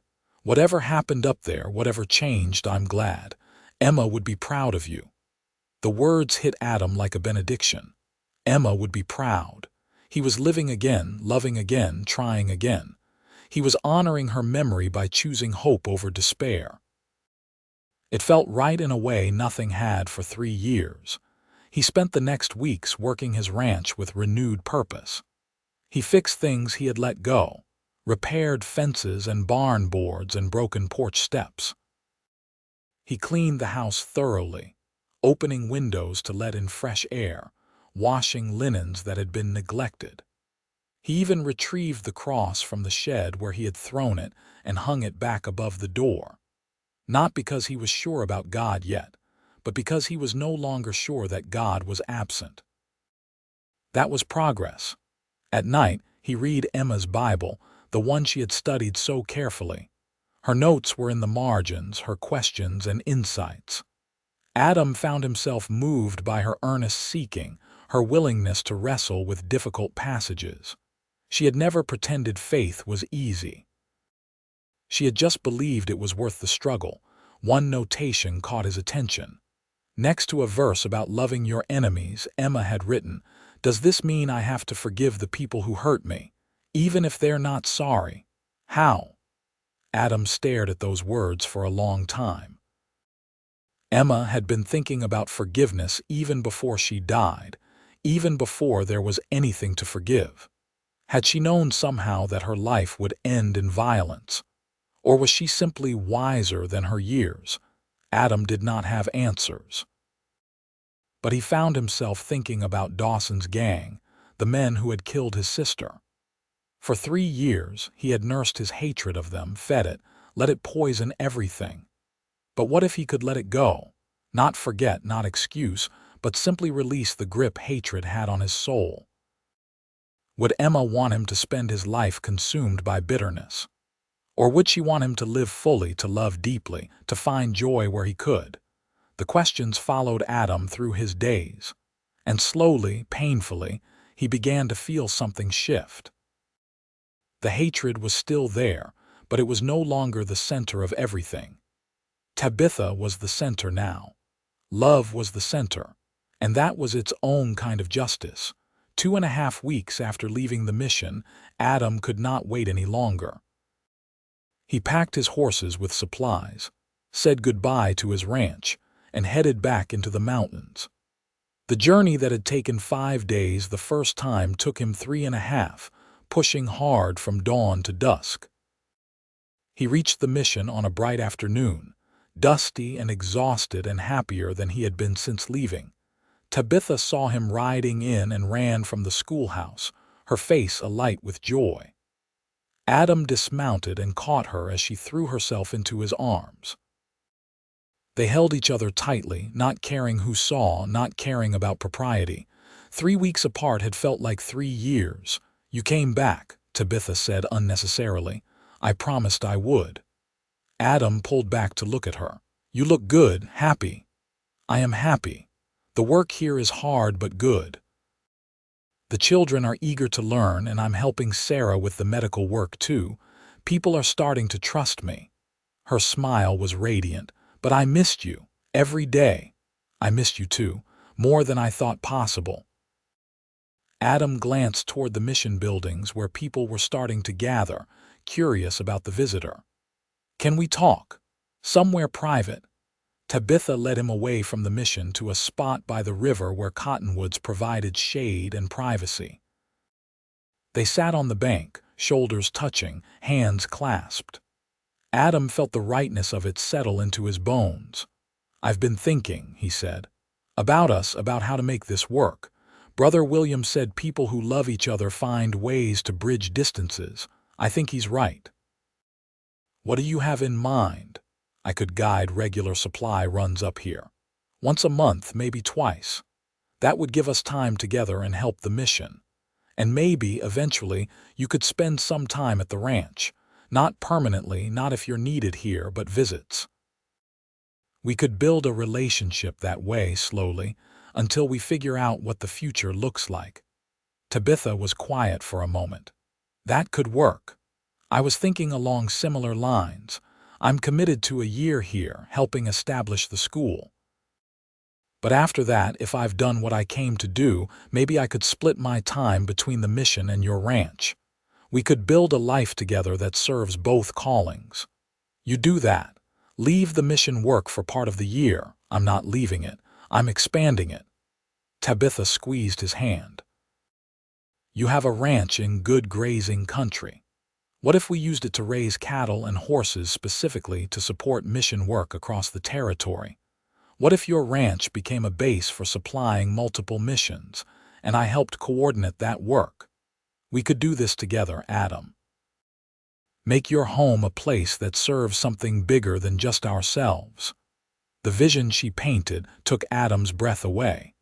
He had thought of his ranch as a retreat, a place to hide from the world. But what if it could be something more? What if it could be a hub of service, a way to honor Emma's memory and Tabitha's calling at the same time? That could actually work. He felt excitement building. "I have the land, the skills, the knowledge of the mountains. You have the connections, the faith, the drive to make it happen.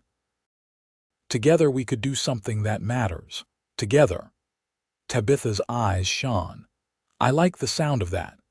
Adam kissed her, soft and sweet and full of promise. The river sang beside them, and the cottonwoods whispered overhead, and the future suddenly seemed full of light instead of darkness. He had been so sure he was done, that life had nothing left to offer. But Tabitha had proven him wrong. She had knocked on his door with only a Bible, and she had given him back everything he thought he had lost. "I love you," he said when they parted. "More than I knew it was possible to love someone. I love you too." Tabitha rested her head on his shoulder. "We're going to build something beautiful together, Adam. I can feel it." He believed her. For the first time in 3 years, he believed in the possibility of beauty, of purpose, of a future worth living. Tabitha had brought him back from the dead, not through preaching or platitudes, but simply by being herself. Brave and faithful and willing to take a chance on a broken man in need of redemption. Adam stayed at the mission for 4 days, helping with repairs and getting to know the community better. He watched Tabitha teach, her patience with the children endless, her joy in their progress obvious. He saw the respect the Shoshone families had for her, the way they sought her help with small problems, the way she honored their knowledge and learned from them. She was exactly where she was supposed to be, doing exactly what she was called to do, but she was also his. The certainty of it settled into Adam's heart like a homecoming. She was his and he was hers, and they would figure out how to honor both her calling and their love. It might not be easy, but the best things never were. On his last night before heading back to the ranch, the mission held a small celebration.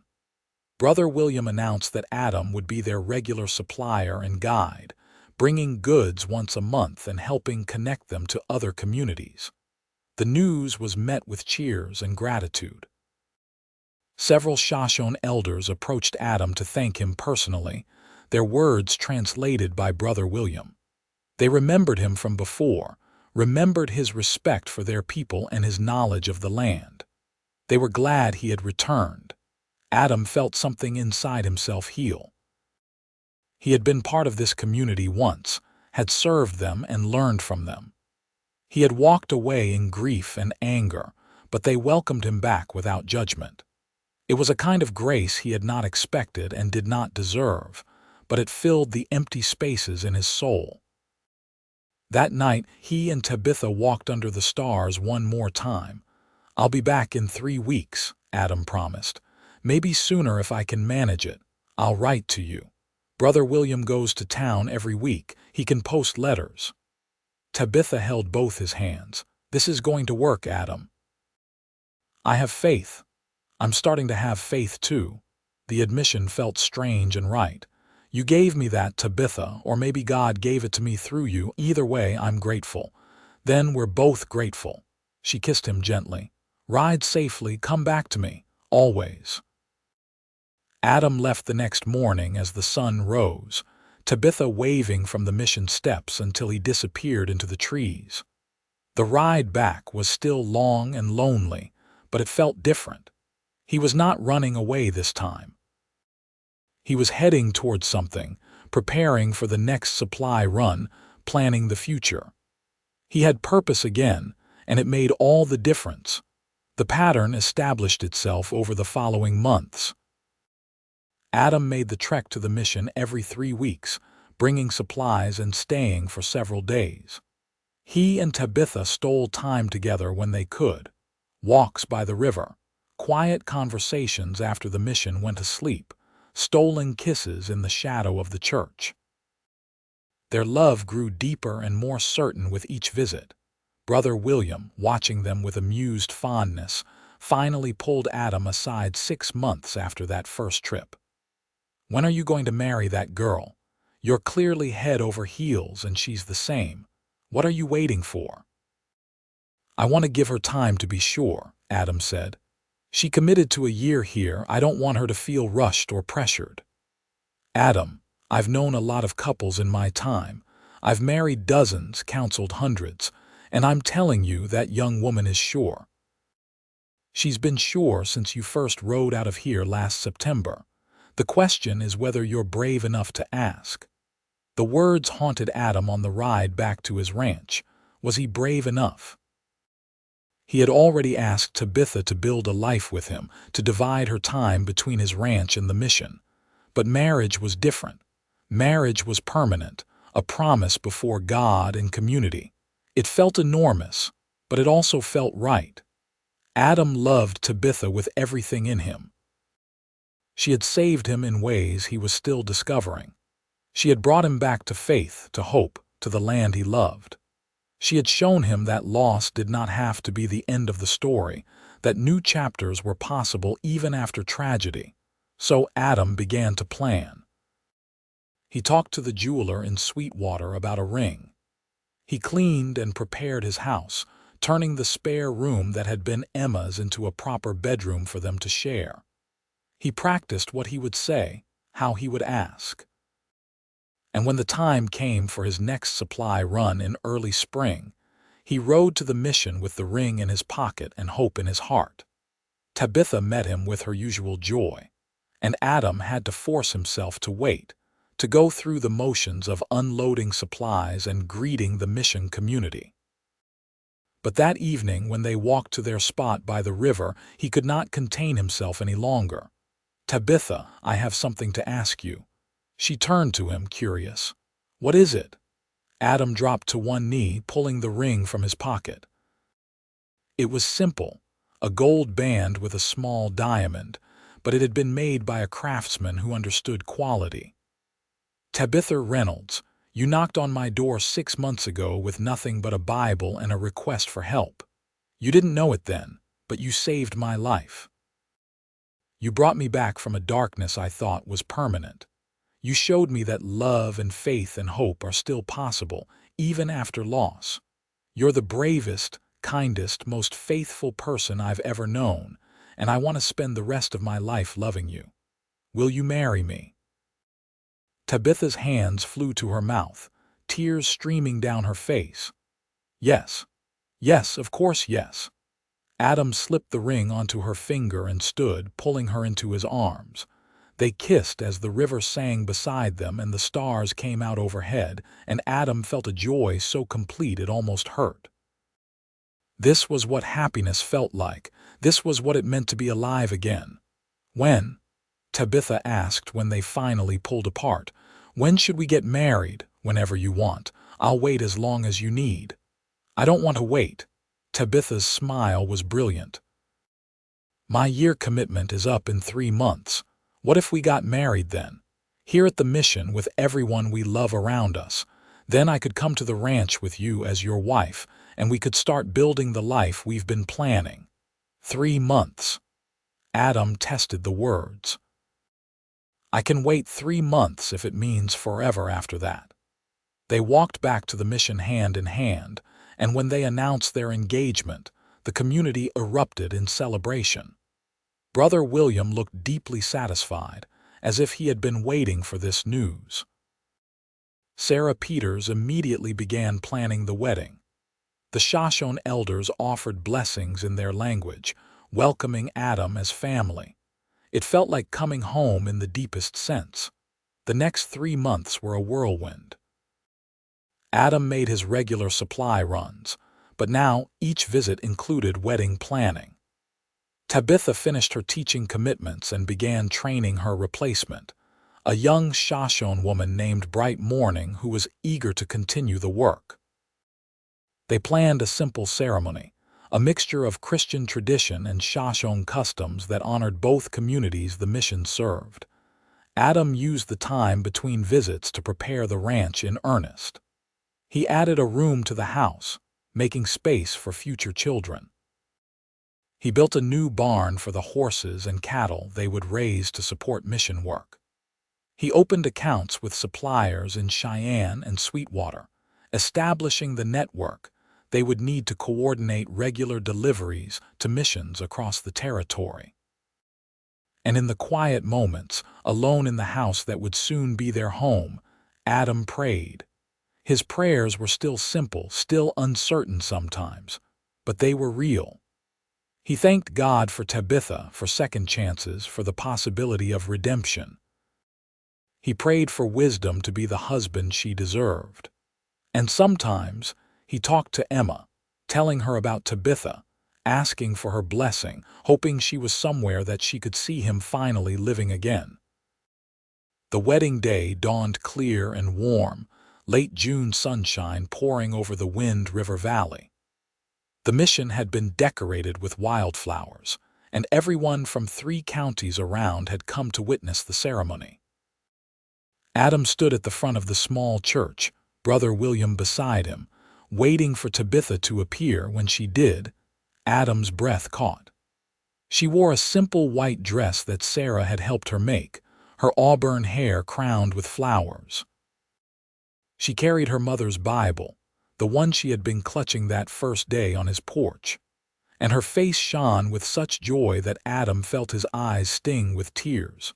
She walked down the aisle alone, as she had come west alone, strong and determined. But when she reached Adam, she placed her hand in his, and they faced Brother William together.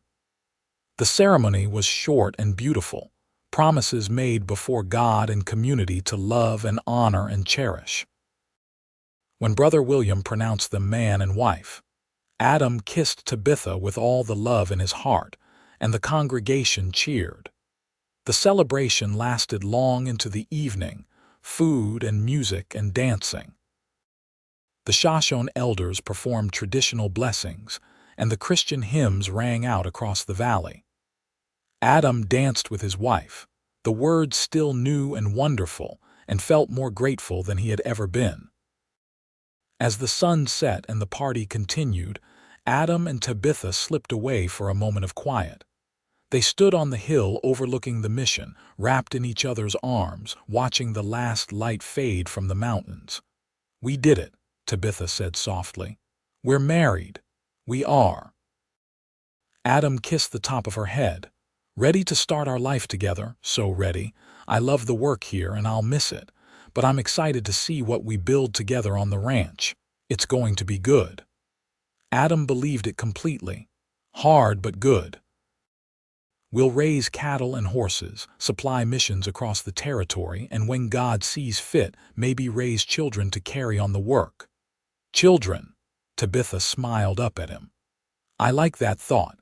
Little ones running around the ranch, learning to ride and help and serve. It sounds perfect." "Nothing's perfect, but we'll make it as close as we can." Adam held her closer. "I love you, Tabitha Calloway. Thank you for knocking on my door. Thank you for not giving up on me. I love you too, and I'll never give up on you, on us, on the life we're building." She touched his face gently. "You found faith again, Adam. Not just in God, but in yourself, in love, in the future. That's the greatest gift either of us could have received." Adam thought about that as they stood on the hill in the gathering darkness. 6 months ago, he had been a man waiting to die, locked in grief and bitterness. Now he was a husband with a wife he adored, with purpose and community and hope. The transformation was so complete it felt like resurrection. He thought of Emma, buried on the hill above his ranch. She would have loved this, would have loved Tabitha, would have been thrilled to see him happy again. And he realized that by choosing to live fully, to love deeply, to serve faithfully, he was honoring her memory far better than he ever had through his years of isolated grief. "Thank you," he whispered, not sure if he was talking to Tabitha or Emma or God. Maybe all three. They returned to the celebration hand in hand and danced until the stars came out. Tomorrow they would begin the journey back to the ranch, starting their married life together. But tonight they celebrated with the community that had brought them together, and Adam felt truly at peace for the first time since he was 25 years old. The ranch became everything they dreamed. Adam and Tabitha settled into married life with an ease that surprised them both. They worked side by side, raising cattle and horses, coordinating supply deliveries to missions across Wyoming and Montana territories. The network they built became essential to frontier mission work, providing reliable goods and support to communities serving the native populations. Tabitha traveled with Adam on many of his supply runs, her medical knowledge and teaching skills welcomed wherever they went. But as the first year of their marriage ended and her belly began to swell with their first child, she stayed closer to home, managing the ranch operations while Adam made the longer journeys.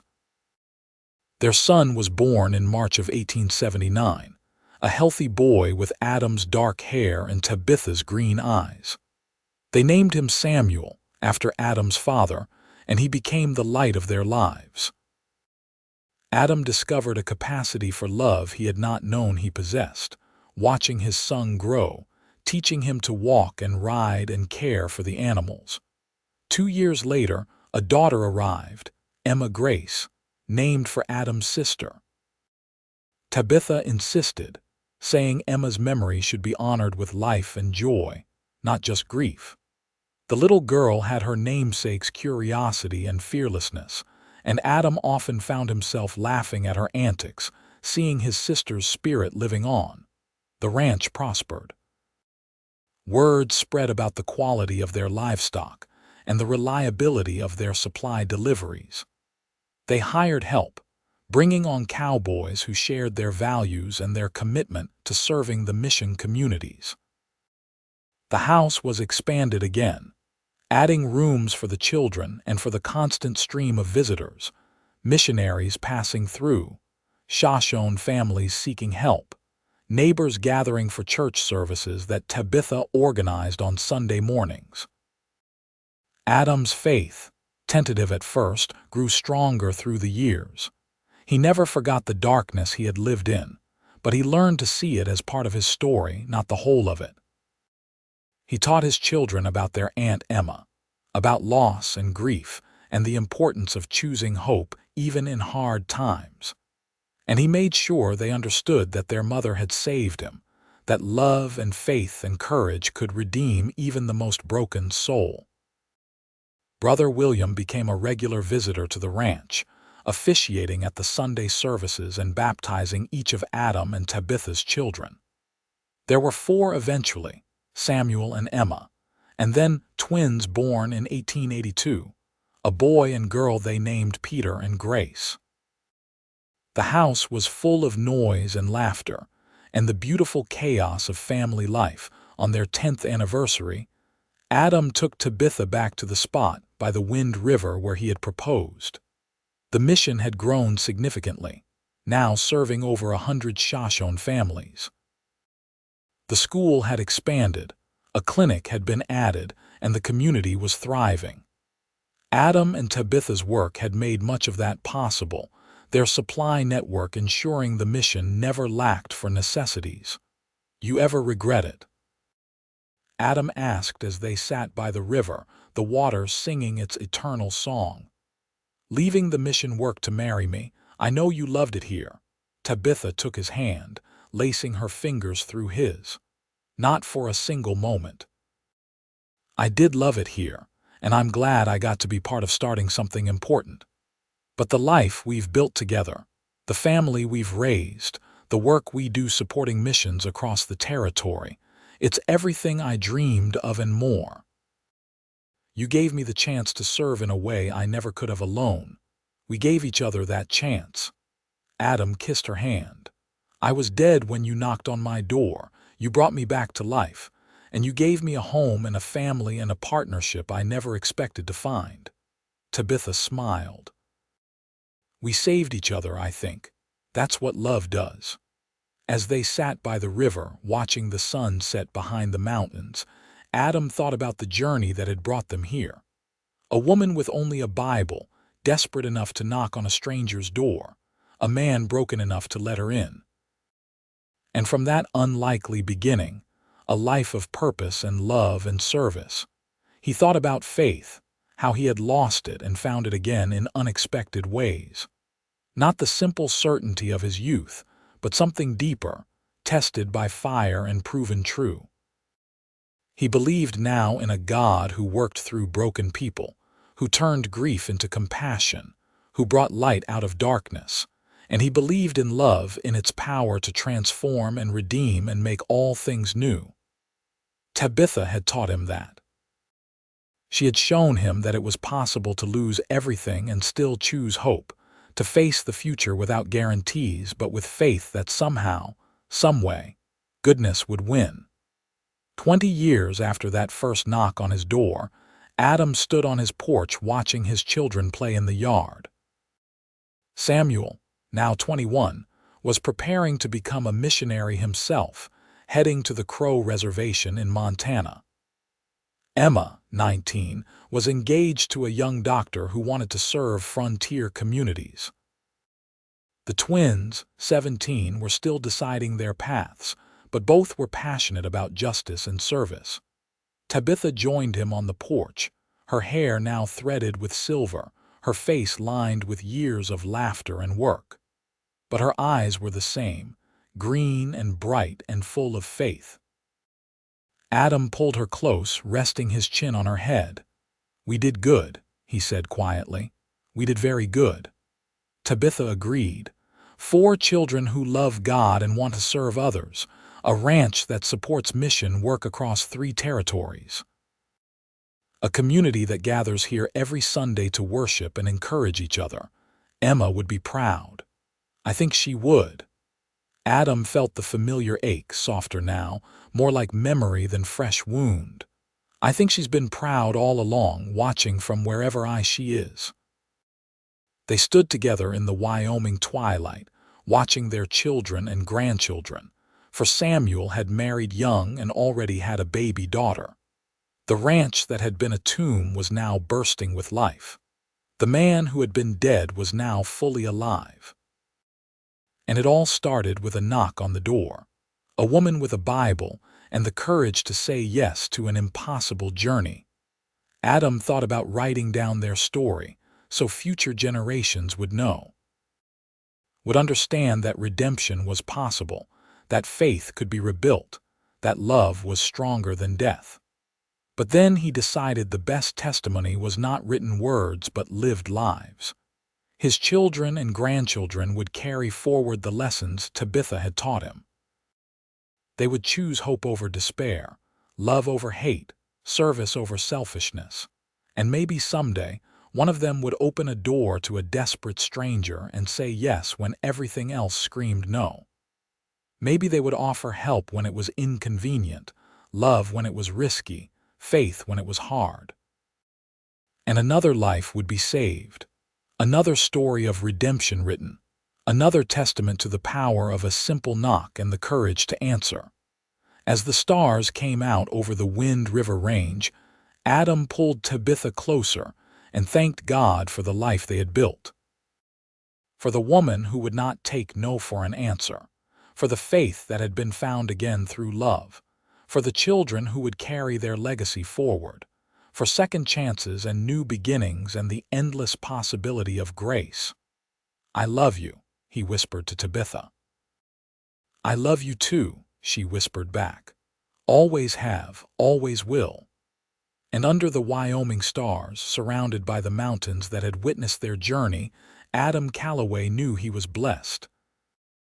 Not with an easy life or a pain-free one, but with a life that mattered, filled with love and purpose and the kind of faith that could only be forged through fire.